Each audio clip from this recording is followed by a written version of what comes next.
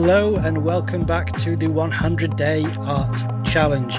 This is number 54 of 100, and in this video I'm going to be showing you me painting a lady who was a model for a guest of mine on my podcast Painting Insights, and it's Marjorie Hicks, and she has, in fact I will show on the screen now, she has this model who was on her Instagram, and she'd done this lovely painting for us. So the painting she did was a real, to show how you simplify shapes. So here's what she did. That's her painting. So that's what Marjorie uploaded, and that was to Instagram.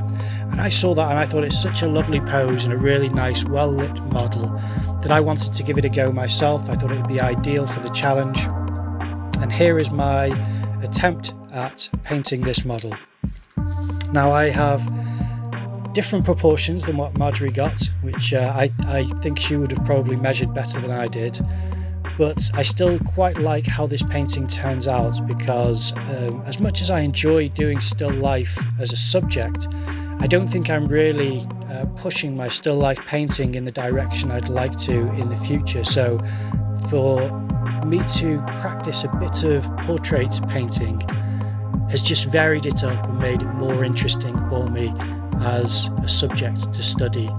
And the colours are really nice, I think, so trying to get somewhat accurate colours, but also to play with some of the light and shadow colours, which I think is an interesting and quite important decision that artists need to make when they're painting or drawing or whatever form of art you make, to make these decisions that can be a personal choice instead of being more accurate to the reference.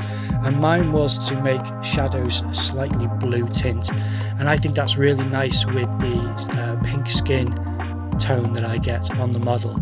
So that's just the choice that I'm talking about, really, is to decide if you want to stray from the reference at all, and if you do,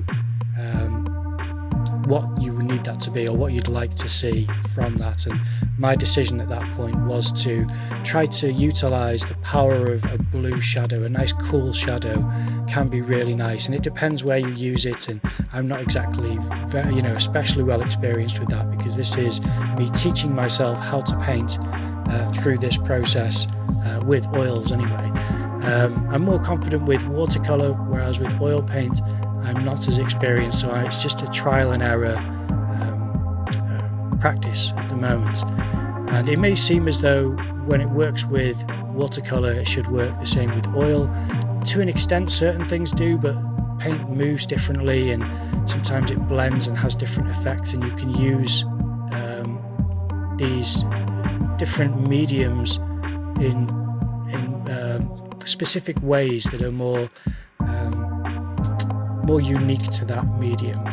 So for example, with oil, because it's so pigment rich, I like to make sure that I dull down the tone and make sure that one colour pops over the others, because that way it will the whole thing won't be overpowering.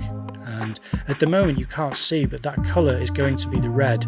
The reason you can't see it is because my ground colour is orange, and it's so bright that it overpowers everything else. But once I cover that colour up, everything else starts to adjust to the relations between each other over the relation between them and the ground colour being the bright orange colour that's down at the moment. So I'm just picking my way through some of the details, and it is very small, so it's fiddly, but I quite like small surfaces because it leaves it more impressionistic and painterly, and I try to get somewhat accurate details with brushes that aren't especially small brushes. So that's another thing that I actually quite enjoy, is the challenge of making a broad brush describe something on a small surface can be tricky, and that's what I quite enjoy, is that challenge. But already I think these tones look quite nice, and I don't know how well you can see the blue shadow tone that I've added to the legs and the skin, but that pops out more when I cover the background, because again, that background is so overpowering. But I really do enjoy how it's developed so far, and I've got a smaller brush to put in some details for the eyes, but it's still not small enough to get especially good detail, because it's such a small picture plane that I'm working on, that it is just trying to serve the surface and the painting over trying to get anything especially realistic at this point. And so long as it has somewhat captured the moment, I think that's all I'm trying to achieve, and that's why I'm somewhat happy with this piece. It's not exactly anything that I'd frame at the moment, but it's definitely on its way to being a more interesting painting than I've done before. And I have Marjorie Hicks to thank for her reference there. I think that's a lovely, inspiring pose from this model. So I'm getting in the shadow shape here, and I'm going to unify that with the chair tone. There's no point in me putting lots of different colours for the chair and everything else. It may as well just be one colour.